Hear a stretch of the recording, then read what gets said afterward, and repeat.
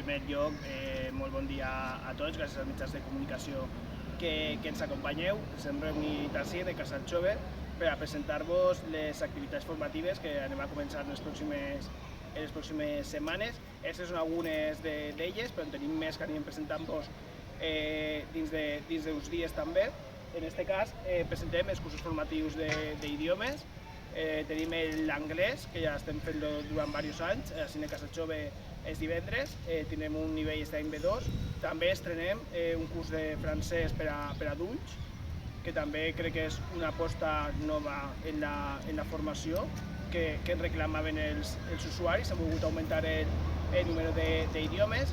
Junt a això també tornem a dur a terme el curs de japonès online, que ja és un clàssic en el casal i que també té una gran afluència de públic. I finalment també anem a posar en marxa una vegada més el curs d'anglès per a xiquets. Un curs que vam posar ja en marxa l'any anterior, que va tindre molt d'èxit i que hem volgut repetir.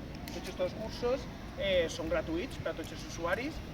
A partir del dijous ficarem en marxa les inscripcions a la web de Joventut, joventut.onda.es, i el que hem volgut fer és una aposta molt gran per la formació, per una formació accessible, gratuïta per a tots els onders, tant més menuts com més adults, per a que puguen vindre fins ací i aprendre idiomes i accedir d'una forma gratuïta a tots aquests. Junt a aquesta formació també tenim els tallers de robòtica dirigits al públic més xicotet de casa, de 4 a 6 anys i de 6 a 8, que també es du a terme els dilluns ací en el casal Jove.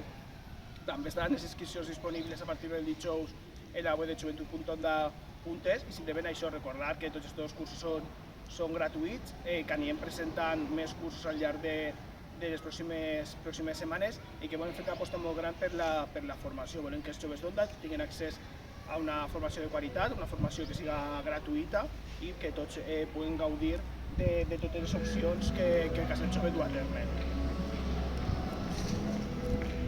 ¿Alguna pregunta? Si teniu alguna qüestió o alguna pregunta.